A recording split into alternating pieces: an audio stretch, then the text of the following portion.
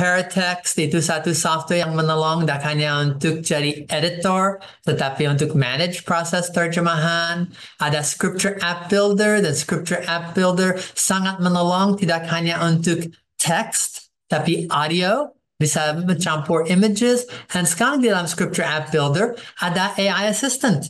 Dan so bisa untuk pasal apapun, tambah pertanyaan. And AI bisa menjawab itu.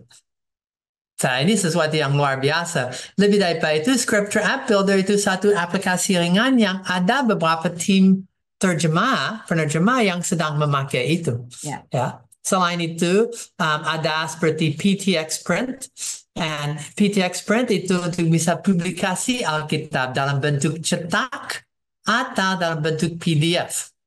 Dan hasil daripada itu bisa bikin buku elektronik, itu bisa diisikan dengan audio, dan itu bisa lebih penting cetak porsi-porsi dan cetak apa yang orang mau. Print on demand. Print on demand, exactly. Dan sesuatu yang sangat cocok untuk zaman ini itu print on demand karena terkait dengan learning on demand dan lebih lagi digital printing. Untuk bisa tidak hanya digital files, digital app, kan ini aplikasi. Sekarang bisa edit, bisa aplikasi, bisa cetak, bisa buku elektronik, dan semua ini lebih lagi. Tidak harus dengan biaya yang luar biasa besar ya Pak ya. Ya, dan saya lanjut. Ada even Digital Bible Library, YouVersion pakai ini di belakang, dan ini cara kerjanya. Ada terjemahan, dan terjemahan tidak hanya teks, ada yang audio, ada berapa banyak jenisnya, dan semua ini di dalam satu sistem, and mereka pakai nama Digital Asset Management, and Digital Bible Library lewat itu dipakai oleh YouVersion dan beberapa produk yang lain. Semua ini menolong. Karena kalau saya mau terjemah satu versi, lewat sini saya bisa dapat versi yang mirip untuk jadi dasar untuk nama adapted atau variasi seperti itu. Ada juga Alkitab Sabda, dan di situ dari paralel, dan saya dengar dari beberapa banyak tim penerjemah ini sangat menolong. Mereka bisa langsung lihat dalam beberapa versi, termasuk bahasa suku atau lihat yang asli. Tapi untuk itu lebih penting, bisa kepada bahasa Yunani, dan ada ternyata untuk Yunani variasi. Kalau mau lihat, bisa langsung tahu firman itu logos, nomor strong, Yunani, Ibrani di belakangnya. Lebih daripada itu, yang interlinearisasi, catatan, dan seterusnya. Ada juga software Sabda yang sejak 30 tahun yang lalu sekarang. Wow, yang dipakai untuk dasar dan fondasi, dan kaya sampai hari ini dah ada yang lebih luar biasa daripada itu. Dan itu bisa dibandingkan ayat daripada segala jenis penggunaannya. Di dalamnya ada commentaries, kamus, lexicons, interlinearisasi, dan semua yang terintegrasi bersama. Dan untuk apps, ada banyak apps, ada daripada Alkitab Sabda Yuku, Alkipedia, ada AI di dalam yang ini, kamus Alkitab, tafsiran, ada even Alkitab GPT, dan Alkitab GPT itu tidak hanya untuk bisa baca Alkitab, tapi untuk studi plus. Studi dalam arti itu memungkinkan untuk conversational, untuk bisa bergumul. Dan so kalau ada penerjemah yang sedang coba untuk ayat ini apa artinya, maka dengan Alkitab GPT bisa betul diskusi seperti punya tak hanya ahli Alkitab, bahasa Yunani, Ibrani, tapi seluruh fakultas daripada satu STT yang di situ untuk menolong. Apa cara yang lain? Apa frasa yang lain? Apa inti? Ini di tempat ayat paralel seperti apa bunyinya. Dan sangat menolong. Karena Alkitab GPT tidak hanya punya semua kemampuan LLMs dan language models, kemampuan language, itu punya pengertian akan firman yang luar biasa untuk mendampingi.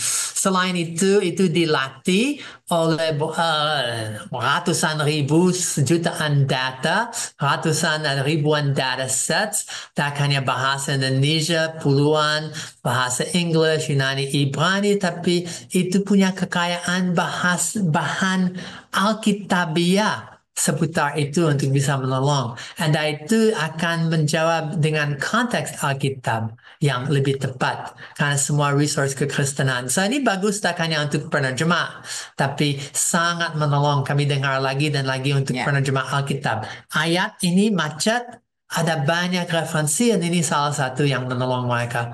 Juga untuk punya kemampuan untuk betul menggali Alkitab. Tadi langkah pertama itu exegesis. Itu untuk mulai gali Alkitab. Dan method AI squared untuk awali amati Alkitab, investigasi betul induktif atau masuk kepada intinya.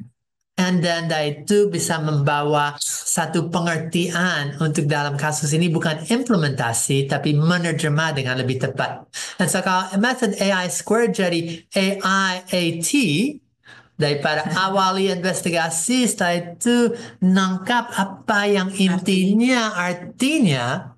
Arti. And so A jadi arti, and then T jadi terjemahan yang dalam bahasa sukuku. I interpretasi. Ya, oke. And so ini lebih lengkap, tidak harus ada video dan informasi tentang itu saat dan tempat yang lain. Kalau mau tahu lebih banyak, saya mau kepada yang apa faktor ideal untuk menyusun adaptasi AI yang sukses. And then setelah itu akan lihat sebaliknya. Apa yang bikin kacau. Kalau dunia ideal, AI sangat-sangat bisa menolong. And untuk itu, let's see how to say this. AI can really help. Itu bisa sangat nolong. Atau itu bisa bikin kacau balau. Okay? Itu bisa menolong karena harapan dari komunitas itu untuk dapat Alkitab dengan cepat dan lengkap. Itu bisa menolong kalau tim akan kerja keras. So mereka tidak malas. Banyak orang sekarang pakai AI untuk hanya jalan pintas. Tim yang berpengalaman ini sangat nolong karena mereka bersama AI itu hasil yang bagus. Kalau itu hanya AI sendiri tak sebagus itu. Back translation sangat cepat bisa dibikin dengan baik-baik. You bisa mengakuntabilitas atau andalkan yang bahasa asli. Dan kalau orang familiar dengan teknologi, AI akan sukses. Baliknya, itu kalau komunitas tidak terlibat atau itu terlalu cepat dilakukan, komunitas hilang dan itu jadi kacau. Kalau tim jadi malas, mereka just cari jalan pintas. Mereka hanya ingin, ada Alkitab jadi, kualitas tak penting, komunitas tidak penting, saya dibayar untuk selesai proyek. Tuh, tidak akan. Dan kalau tim tidak pengalaman, saya masih ingat satu proyek terkait dengan bahasa Jawa. Mereka coba pakai AI. Kesulitan seluruh tim teknikal tidak punya pengalaman dengan Alkitab. Dan mereka tidak mengerti perbedaan antara large language biblical models bandingkan dengan regular large language. Dan mereka tidak punya pengertian keistimewaan. Dan so kalau tidak ada pengalaman dari sisi tim untuk penerjemah atau untuk Alkitab, wah, semua AI bisa kacau. Dan lebih lagi, kalau you hanya punya satu atau dua kitab dan harap, ada Matthew. Sekarang seluruh Alkitab bisa di draft, tidak. Lebih banyak bahan yang dalam bahasa itu, data banyak, jadi hasil yang lebih baik. Tapi kalau hanya punya sedikit dalam bahasa yang pernah ditulis, itu kesulitan. Back translation kalau tidak dilakukan dengan tanggung jawab, masalah, dan seterusnya. Dan orang yang biasa dengan teknologi, jujur ada beberapa tim terjemahan yang diusul jangan pakai AI, jangan pakai even computer, tapi cari orang muda, bukan ini, tetapi yang pintar dan mereka dengan lisan, karena mereka gaptek total, dan kalau mereka sedang fokus ke teknologinya, kacau. Tapi mereka pintar bahasa itu. So, ada orang muda yang pintar teknologi dan komputer, dan mereka baca ayat, dan orang itu, dan so ada cara untuk mengatasi, tetapi kalau orang tidak terbiasa dengan teknologi atau gaptek, itu akan bikin sulit. Nah, ini seperti yang dijelaskan oleh Pak Andreas Agus Budi Janto. Kami praktisi terkadang kehabisan waktu untuk mempelajari aplikasi-aplikasi baru yang memang harusnya bisa menolong. Setuju.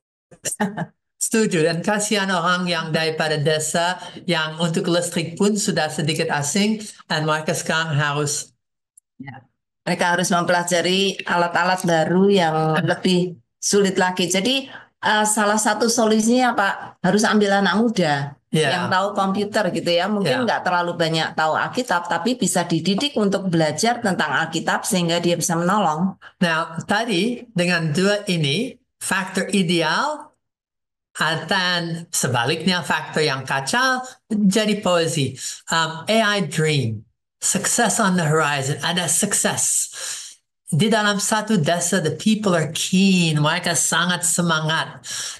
Firman ditunggu, and Alkitab dilihat. The team that's dedicated, mereka punya tim yang kerja keras, yang dedikasi dan berhikmat. Mereka tidak jalan pintas, dan mereka sedang memperjuangkan sampai surga. Dengan ribuan ayat yang sudah siap, dengan pengalaman yang terbaik yang ada, dengan back translation yang jelas, and sumber yang sangat dekat, mereka akan menghasil yang baik. Tapi AI disaster, kasihan kalau tim tidak punya komunitas yang akan menolong mereka sendiri. Kasihan kalau draft itu hanya just ada-adanya.